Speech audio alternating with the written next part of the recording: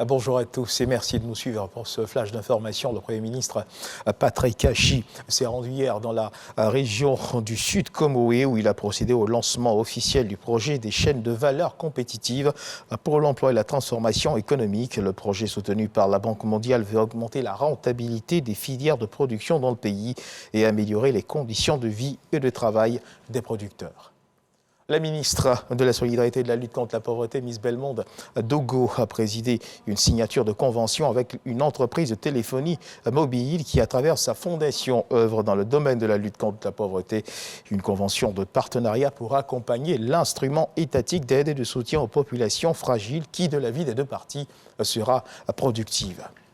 Et puis le ministre-gouverneur Robert Begré-Mambé était hier samedi 2 avril 2022 dans les locaux de Caritas, 7e tranche à Angré. Objectif donc de sa présence, remettre le don de vivre du président de la République Alassane Ouattara à la communauté catholique qui a entamé son jeûne de 40 jours depuis le 2 mars 2022.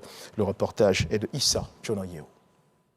Le ministre-gouverneur Robert Begré-Mambé dans les locaux de Caritas, institution de l'Église catholique pour les aides sociales et de promotion humaine, à Angré, 7e tranche. Il s'y est rendu pour faire le don de vivres du président de la République, Alassane Ouattara, aux chrétiens catholiques qui ont entamé leur carême depuis le mercredi 2 mars 2022. Le président a demandé que nous soyons très proches des populations. Nous sommes venus les saluer et les encourager. Les enfants d'Abraham sont en jeûne. Les musulmans sont en jeûne, les catholiques sont en jeûne. Donc, le corps d'Abraham est en jeûne. Nous sommes venus leur apporter notre soutien parce que c'est une période qui favorise la proximité avec Dieu et qui nous indique que cette proximité doit être permanente.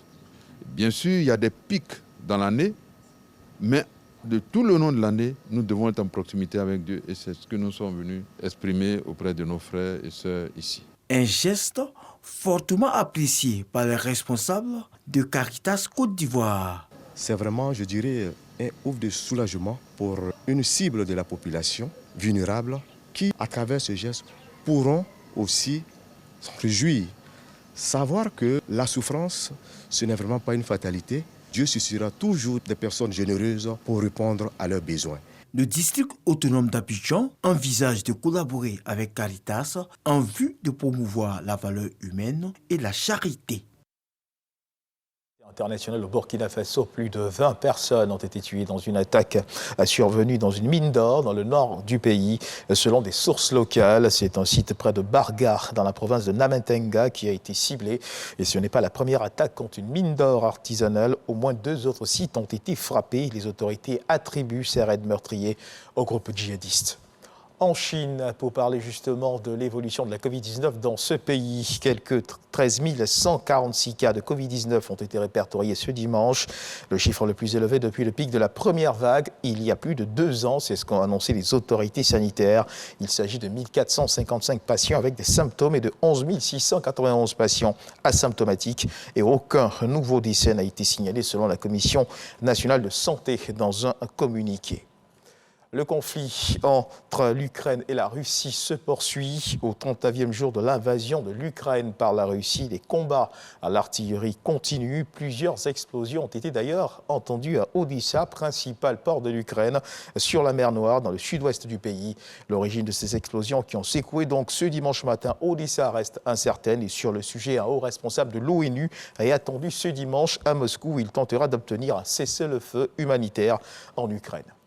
Et on termine avec cette info, vous le savez certainement, depuis le 31 mars 2022, les CNI de 2009, les CNI, ce sont les cartes nationales d'identité de 2009, ont expiré. Désormais, seules les nouvelles cartes sont en vigueur.